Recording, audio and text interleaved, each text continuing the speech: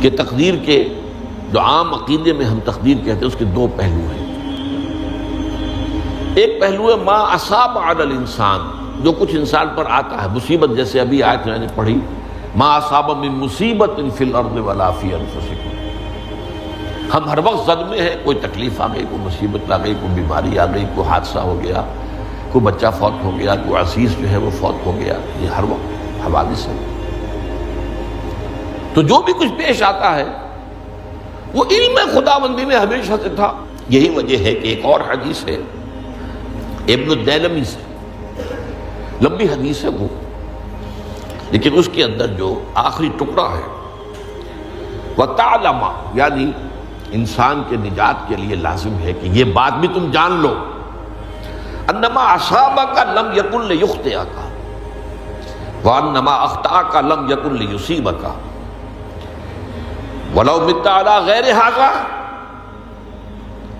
اگر تم اس کے سوا کسی صورت پر ہوگے تو جہنم میں داخل ہو جاؤ گے، دخلت النار۔ یہ جان لو کہ جو چیز تم پر آئی وہ آنی ہی آنی تھی۔ دیکھیے ہوتا کیا ہے، کاش کہ میں اگر یوں کر لیتا تو یہ نہ ہوتا، بس یہی ایمان بالقدر کے منافی ہے۔ جو ہوا ہے وہ اللہ تعالیٰ کے ہاں تو پہلے سے طے تھا، ہونا ہی تھا۔ تمہاری کوئی تدبیر، کاش کہ میں اس وقت یہ کر لیتا، یہ لو، اسی لیے ایک حدیث میں الفاظ آئے ہیں ان کلمۃ لو تفتح عمل الشیطان، اس لو سے، کاش، اس سے شیطانی عمل شروع ہو جاتا، کاش کہ یہ ہو جاتا، کاش میں یہ نہ کرتا، کاش کہ ہو جاتا، تو یہ نہیں۔ تعلم انما اصابک لم یکن لیخطئک، تو جان لے اس بات کو کہ جو چیز تم پر آئی ہے وہ ہرگز ٹلنے والی نہیں تھی۔ کوئی تدبیر تم کر لیتے، کوئی کسی وقت کوئی ہیلا کر لیتے، کوئی تم قدم اٹھا لیتے، کچھ بھی کر لیتے، وہ تو آنی ہی آنی تھی۔ وما انما اخطاک، جو چیز تم سے چھوٹ گئی، رہ گئی، نہیں ملی۔ ایک ویکنسی ایڈورٹائز ہوئی تھی، آپ نے بھی درخواست دی تھی، آپ کو نہیں ملی، اب آپ ہو کاش کہ میں نے فلاں سے سفارش کرا لی ہوتی، بس گئے۔ تو جو چیز چھوٹ گئی وہ چھوٹ جانی ہی تھی، اس میں قطعاً جو ہے کوئی شکل، کوئی تدبیر، کوئی سفارش، کسی طرح کا کوئی بھی ہیلا، کوئی جو ہے اس میں کارگر نہیں ہو سکتا تھا۔ لم یکن لیصیبک وَمِتَّ عَلَىٰ غَيْرِ ذَلِكَ، اگر تو اس کے سوا کسی کیفیت پر تیری موت واقع ہوئی، اگر یہ یقین نہیں ہے، یہ ہے تقدیر کا وہ مفہوم کہ جس کا تعلق ہے علامہ اصاب الانسان، جو انسان کے اوپر وارد ہو رہا ہے، اس کے ضمن میں تقدیر کا مفہوم کیا ہے کہ جو ہوا ہے وہ تو ہونا ہی تھا، اس میں تو کسی شک و شبہ کی گنجائش نہیں، بالکل قطع اللہ تعالیٰ کا فیصلہ ہے۔ البتہ در حقیقت ایک دوسرا پہلو ہے، ما یفعل الانسان، وہ جو انسان کرتا ہے۔ یہاں آ کر یہ تقدیر کا مسئلہ بہت ٹیڑھا ہو جاتا ہے۔ آیا میرے اندر کوئی اختیار بھی ہے کہ نہیں؟ Do I have any free choice؟ یا ہر شخص پہلے سے طے ہے؟ تقدیر کا ایک عام مفہوم یہ ہے، اور اس مفہوم میں بھی بعض روایات بھی ہیں جو اس کی تائید کرتی ہیں کہ ہر چیز پہلے سے طے ہے، لکھی ہوئی ہے۔ اور یہ جو حدیث ہم نے ابھی پڑھی ہے یہ گویا کہ اس کی ایک مثال ہے کہ وہ جو لکھ دیا گیا تھا، فرشتے نے لکھ دیا تھا، رحم مادر میں لکھ دیا تھا، شقی او سعید، یہ بدبخت ہے یا سعادت مند ہے۔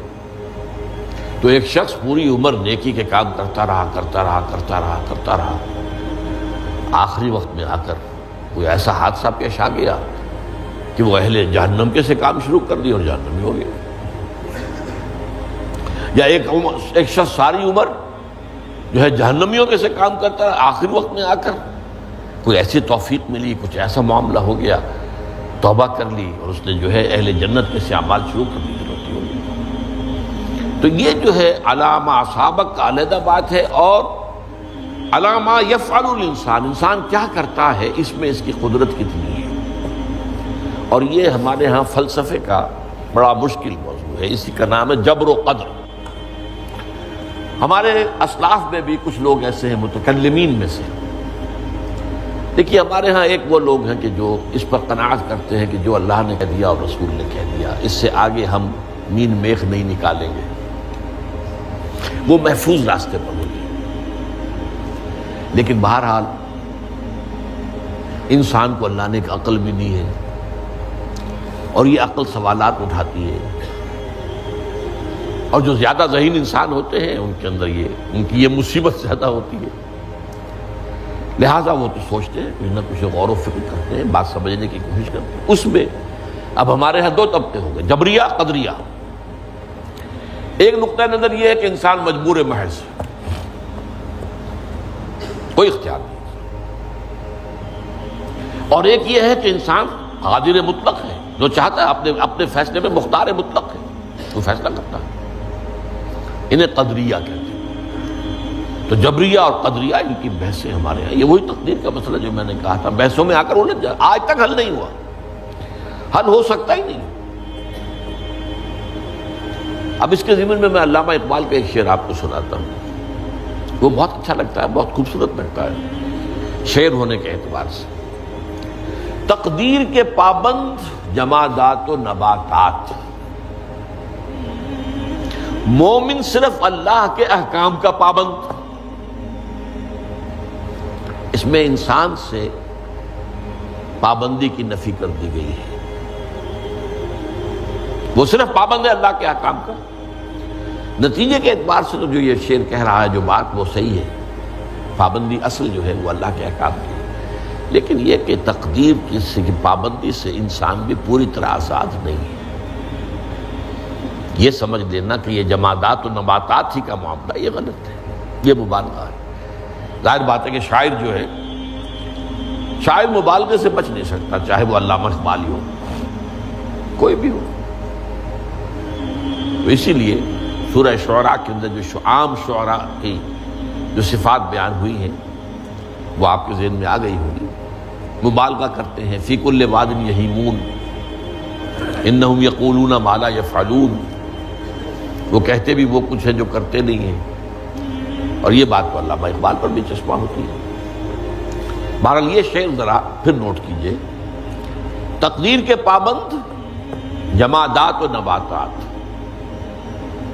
مومن صرف اللہ کے احکام کا، کوئی بات صحیح نہیں ہے۔ انسان بہت سے اعتبارات سے مجبور ہے۔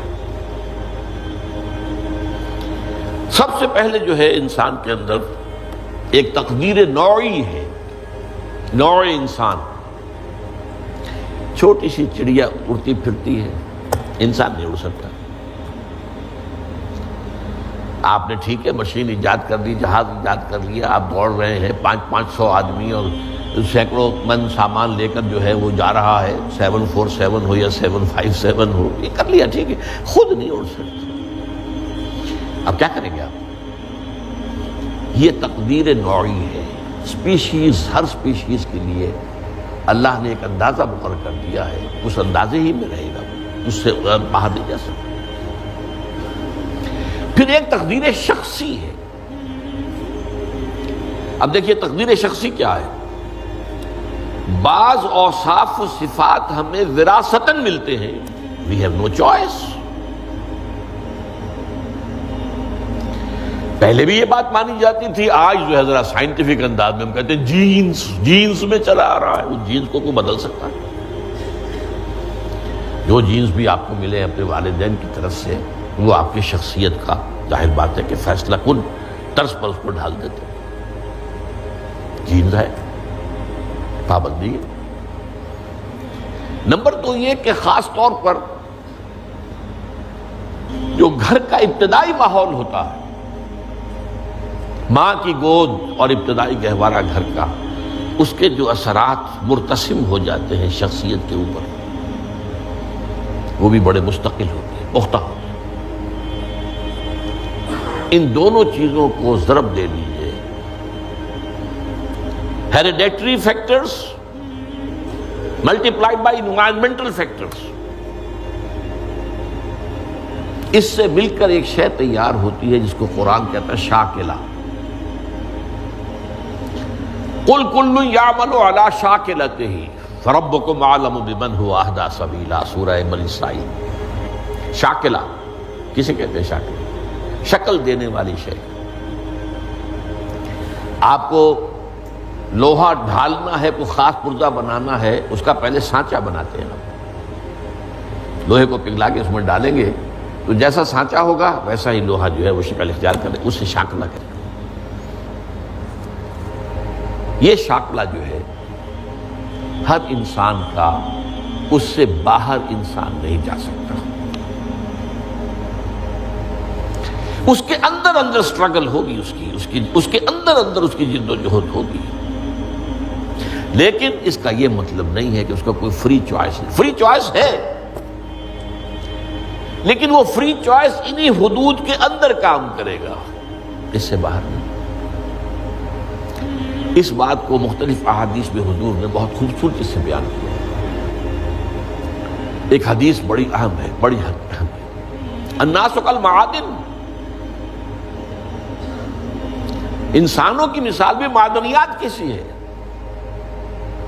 اب سونے کی معدنیات میں سے سونے کی جو اور ہے، اب پتہ نہیں اردو میں مجھے معلوم نہیں اور کا ترجمہ کیا کرتے ہیں عام طور پر، لیکن جانتے ہیں اور وہ کچی دھات جس سے کو صاف کر دیتے ہیں تو پھر وہ دھات جو ہے خالص شکل میں سامنے آ جاتی ہے۔ سونے کی اور سے سونا بنے گا، چاندی کی اور سے چاندی بنے گی، سونا تو نہیں بن سکتا، جتنا چاہے صاف کر لیں، وہ اور تو مستقل ہے۔ الناس کالمعادن خیارکم فی الجاہلیت خیارکم فی الاسلام، جو تم میں جاہلیت کے دور میں، پری اسلامک دور میں جو بہترین تھے، وہی اسلام میں آ کر بہترین ہوئے۔ وہ اور سونے کی تھی، وہ صاف ہو گئی ہے، اور سونا جو ہے وہ نکھر کر خالص سونا بن کر آ گیا ہے، اسلام نے صاف کر دیا۔ وہ چاندی کی اور تھی، اسلام نے اس کو صاف کر دیا ہے، وہ نکھر کر چمکتا ہوا جو ہے وہ چاندی بن گئی۔ لیکن یہ کہ اذا فقہوا، البتہ پھر اس میں ایک اضافہ کیا حضور نے، جبکہ ان کے اندر دین کا فہم داخل ہو جائے، تو یہ کہ جو بہترین پہلے تھے وہی بہترین اب ہوں گے۔ اسلام لانے سے پہلے بھی بہترین ابو بکر تھے، اسلام لانے کے بعد بھی بہترین ابو بکر۔